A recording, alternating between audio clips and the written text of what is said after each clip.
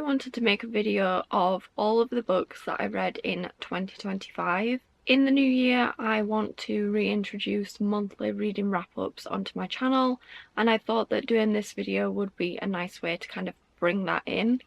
Especially because I haven't filmed a sit-down video in such a long time. This feels like so alien in comparison to making the vlog style videos. So this is probably going to be a little bit rusty because I'm just not used to this anymore.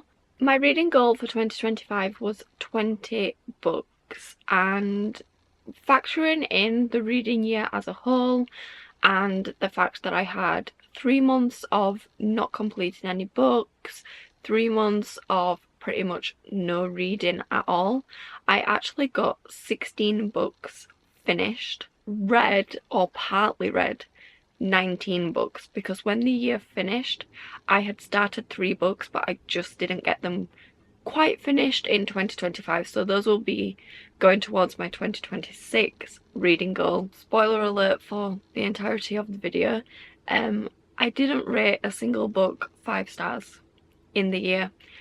I did not have that reading experience where I just couldn't put a book down and I couldn't stop thinking about it. Some books did come very, very close, but none of them were rated 5 stars. But getting into all of the books that I read in 2025, I've got them stacked down here, and I'm just going to run through them from the first book I read to the most recent book that I read and the book that I finished the year off with.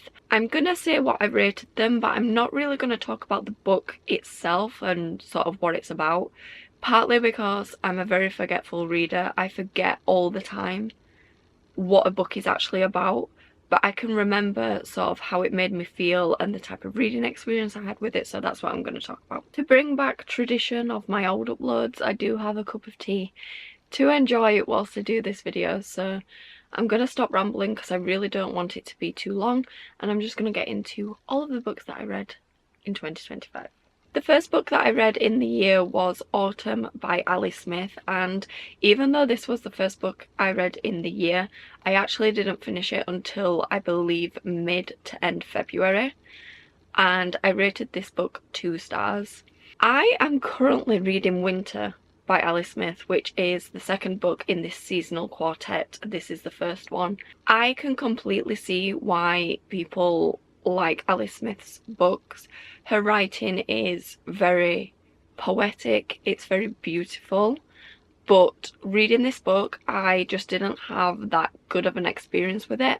I think it was down to a few factors, one of them being that I was in a very big reading slump at the beginning of the year, and I just don't think the reading slump and this book in particular really worked together, and I don't think that this book really aided my reading slump, to be honest. I think it kind of put me even further into it.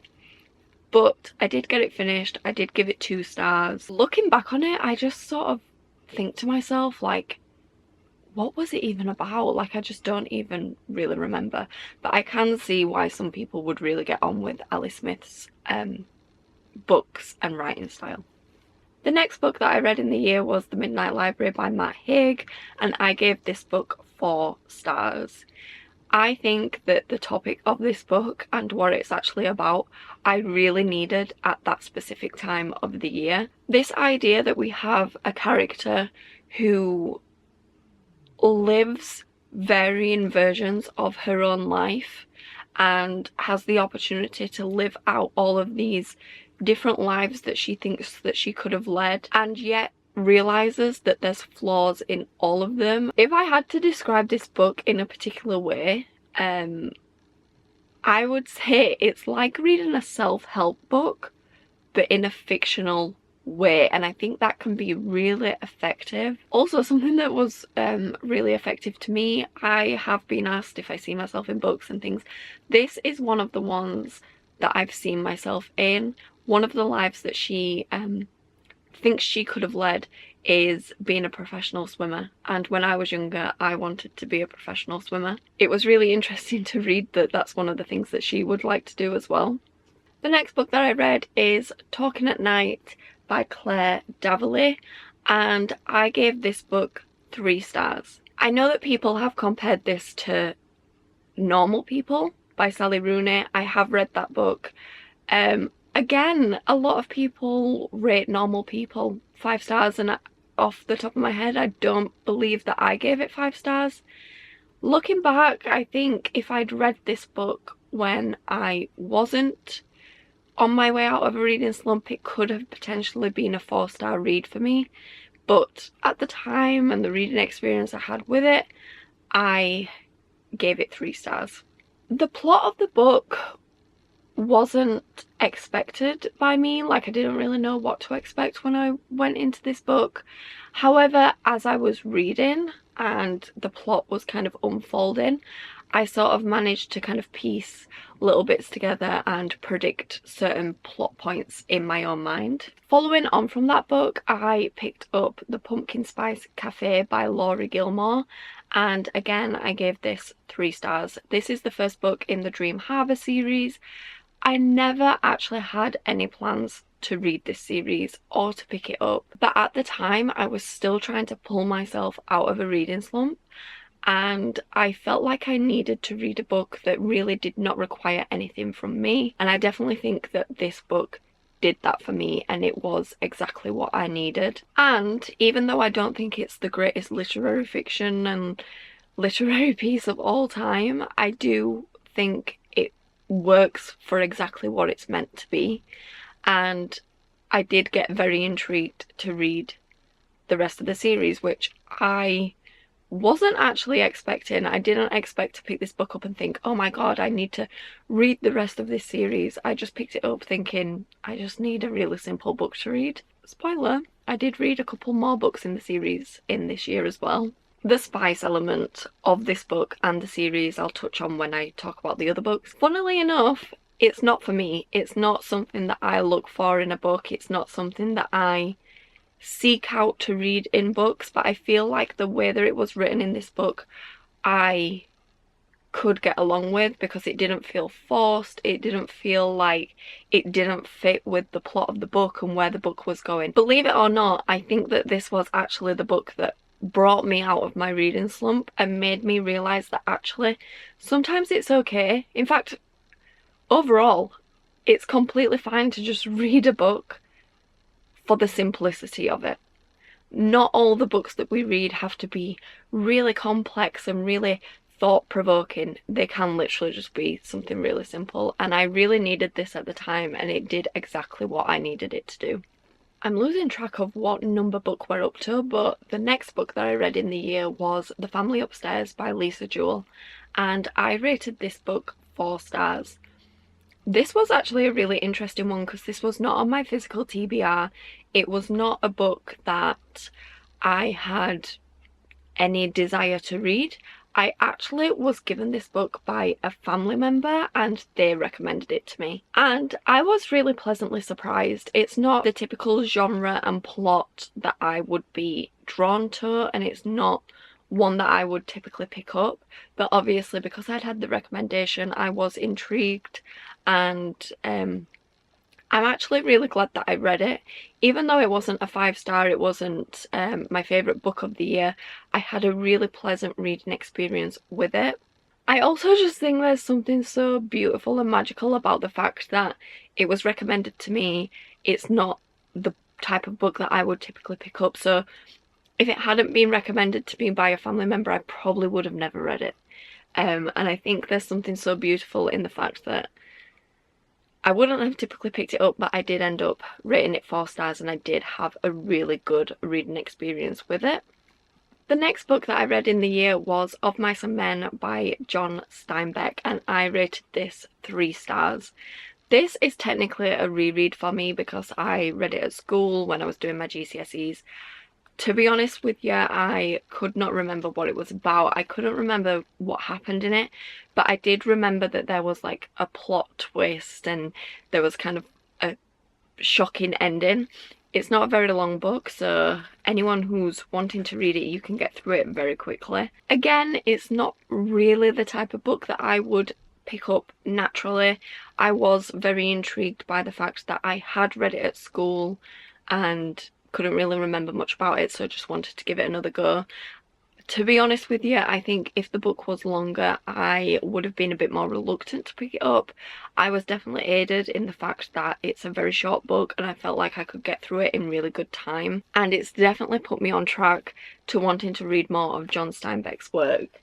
I've had East of Eden on my physical TBR for quite a while. I've heard such amazing things about it, and I definitely think I'm going to try and get around to it this year. So the next book that I read in the reading year was Sisters Under the Rising Sun by Heather Morris, and I gave this book 3 stars, which was very surprising to me because Heather Morris is one of my favourite authors.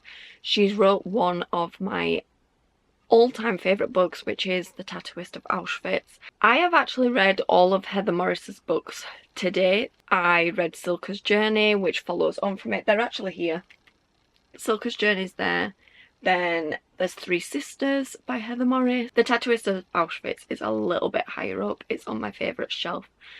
To my knowledge, she does have one non-fiction book, I believe, and I have read it, and then this was the most recent release, I believe. I don't know if she's released any more as I'm filming this. The only issue I had with this book is the fact that I did find it at some points a little bit difficult to follow along with, and I feel like that's a little bit more on me than her as an author and the book itself. And I think the thing that actually did it to me is the 2 main characters are called Nesta and Nora, and I kept getting confused who was who. To my recollection, it took me a little bit longer to get through this book, so I also feel like that probably played a part in it. The fact that I went such a period of time reading it, I feel like my mind just started to forget. Even though they are fictional tellings, they are based on stories that she's heard from real people, so that's a really nice thing that you get from Heather Morris's historical fiction books, and it's something that I really enjoyed. Following on from that, the next book that I read was Beach Read by Emily Henry, and I gave this book 4 stars. This was my first ever Emily Henry book that I have ever read and picked up. I knew that I would want to read Emily Henry's books at some point, but again, sort of like the Dream Harbour series, I was not in a rush to read them. This is one of the ones where I'm a little bit like, I remember really enjoying reading it. I had a really good reading experience with it. I felt really positive reading it. I was very intrigued to read more of Emily Henry's books, and I will definitely read more of Emily Henry's books going forward. But I could not tell you a single thing that happens in this book. It has definitely inspired me to want to pick up more Emily Henry books in this new reading year, so I will definitely be doing that. Then I read Think Again by Jacqueline Wilson, and I gave this book 4 stars. Now, as I mentioned at the beginning of the video, I didn't rate a single book 5 stars in the 2025 reading year. However, if I had to choose, I think this might have been one of my favourite books that I read in the year. I got from this book exactly what I wanted to get, and that was I wanted to get the same feeling that I used to have as a teenager reading Jacqueline Wilson's books, and I got that 1,000,000%. I couldn't really remember what happened in those books. I remember reading them, but I couldn't remember what happened, and I went into this book blindly and still really enjoyed it. The only thing for me personally about this book, from what I can remember, is the ending I felt was a little bit predictable. When you look at the plot as a whole, from where it starts to where it ends, I can see why it went down that path. But for me, when I got to the end, I was like, okay, yeah, I was expecting that to happen. That's exactly what I thought was going to happen. A very random thing that I just want to say is my book is starting to peel. The gold foiling that is around the writing is starting to peel off. I don't really know what's happening with that. Not that big of a deal, but it's just something that I've noticed when I've been kind of organising my bookshelves and things. The next book that I read was The No-Show by Beth O'Leary, and I gave this 3 stars. This was one of the books in the year where I read it and I got to the end of it and I was like, Okay, I actually didn't see that coming. That's not where I thought this book was going. I read the blurb, got to the end of it. It says, meet Joseph Carter, that is, if you can find him. And I took it very much at face value, and I think that is why I had such a positive reading experience with this book, because I just didn't think into it too much, and I really just let the story unfold the way that it did. But like I said, I got to the end of it and I was like, okay, I was not expecting that book to go where it did. Something that I didn't realise until Goodreads sent me my wrap up for the year, which, can I just say, the 2025 Goodreads graphics on their email, chef's kiss. I think they're so good, and when I saw people posting them I was like, oh, this is just so heartwarming. I just love this. I had a feeling throughout the 2025 reading year, but I wasn't 100% sure, but then it was confirmed in the stats that I read a lot of romance books in 2025, and I am not sorry about it, like, at all. Romance really is a genre for me. I know a lot of people don't like to say that and a lot of people don't like to hear that, but I'm gonna say it. I really enjoyed the romance genre and I've really enjoyed reading it in 2025, so I will definitely be considering it for 2026. So the next book is The Boy in the Striped Pyjamas by John Boyne, and I gave this book 4 stars. Now, controversially, I have seen the film. I did watch the film before I read the book, but I watched the film years ago and I could remember loosely what happened, but I couldn't remember specifics. So when it come to me reading this book, I had an idea of where we were going with it, but I couldn't quite remember how we were going to get there because I couldn't quite remember the overall plot. I could just sort of remember the conclusion, which I guess is the worst part because it, in a sense, it spoils the ending for you. I wasn't very keen on the ending of this book. Well, I wasn't very keen on how it was written, but I can see why John Boyne would choose to write it like that. Reading this book, I felt like I was like following it, and then all of a sudden it just stopped. Which, like I said, I understand why, but it just sort of felt so abrupt, which I keep repeating myself. Yes, I understand why it was probably written like that, but for me as a reader and how I like things to be, I just wasn't very keen on how the ending was written. But overall, I think it's definitely one of the historical fiction books that a lot of people would get on with. Again, not overly long, so quite easy to get through. The next book that I read after The Boy in the Striped Pyjamas was When Gavin Met Stacey by Ruth Jones and James Corden, and I gave this book 4 stars. Now, this is a little bit different to the books that I usually read because I am not a hardback book reader, but when this book came out and I got my hands on it, I knew that I just wanted to read it straight away. I do like to read within the memoir, biography, autobiography genre, and I didn't really do much of that in 2025, but I knew that I wanted to read this. Gavin and Stacey is one of my favourite TV series, and I feel like a lot of people say that, but I genuinely do mean it. And if you are a fan of Gavin and Stacey, you will really like this book because, sort of how the title suggests, this book is not about Ruth Jones and James Corden. It's about the Gavin and Stacey show. It touches on a lot of different sort of behind the scenes things and a lot of the things that as a viewer you would never usually know. I'm glad that I read it when I did. I think it took me like 2 days to get through it, and something that I like about memoirs, because I'm nosy, is when they include photos, and this includes a lot of like behind the scenes photos and little snippets of different things that happened as the show was progressing over the years.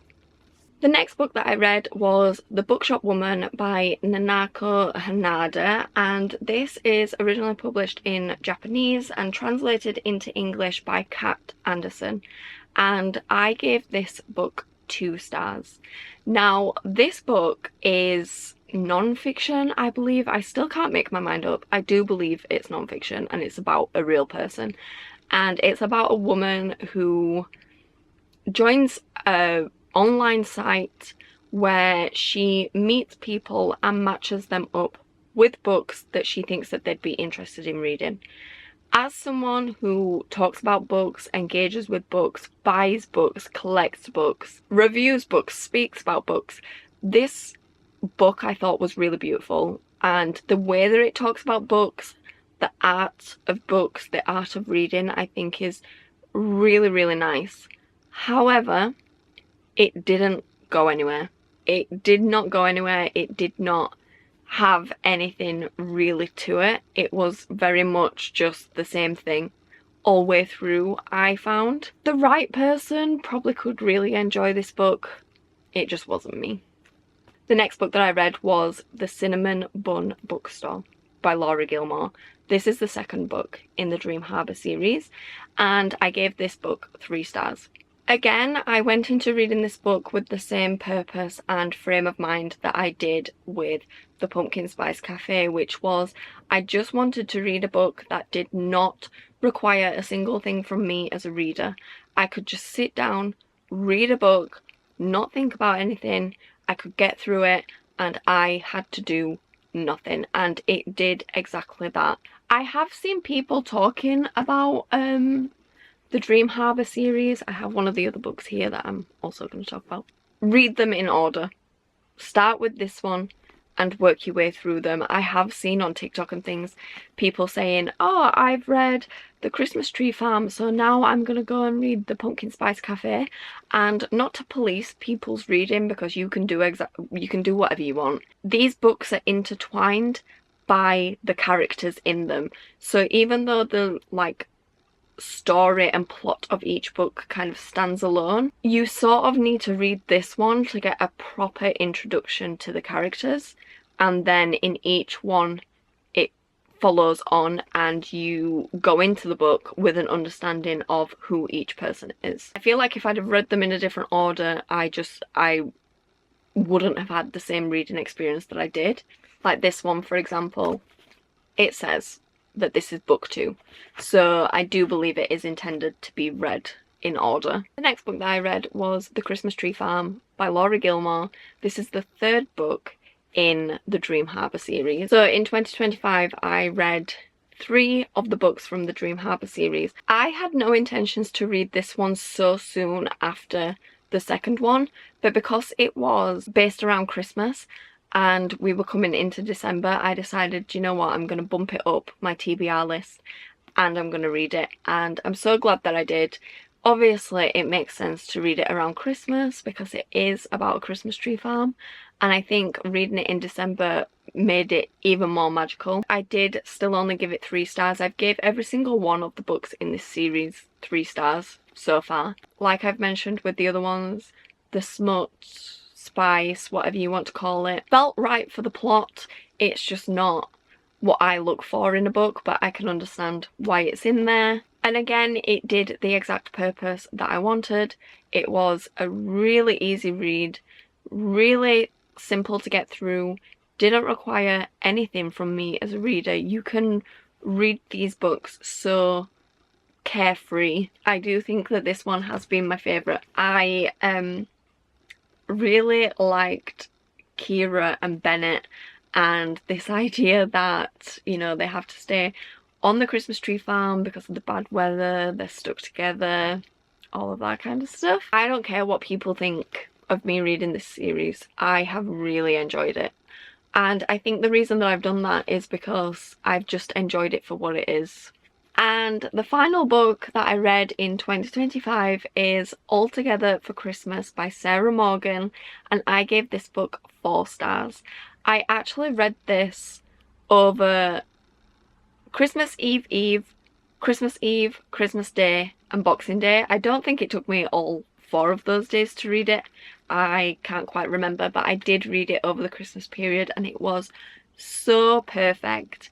I knew that in 2025 I wanted to read a very cliche Christmas book. I am contemplating and keeping in mind that Sarah Morgan has wrote some other Christmas related books, and I will definitely keep those in mind when we get to Christmas this year because I did really enjoy this one. This was probably the book in the year where when I didn't have it in my hand, I was just thinking I want to sit and read my book. Overall, I think that these two books were my favourite books of 2025. To be honest, I didn't really have a favourite because I didn't really have a book that was like a really stand-out reading experience to me. These are the two books that I remember reading and thinking, I just want to sit and read my book. Like, I was eating my tea and I just wanted to read my book. I was watching TV with my family and I just wanted to read my book. Like, these were the two books in the year that gave me that experience. So if I had to say what my favourites of the year were, I think it would be these two.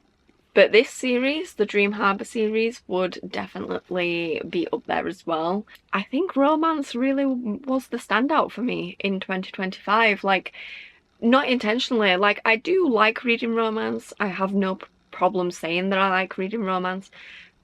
But I am more of a historical fiction reader. Unfortunately, they didn't stand out to me as much as the romance books did. So, but to be honest, I don't pick books up for the genre. I just pick them up because I'm intrigued by them. So those are all of the books that I read in 2025.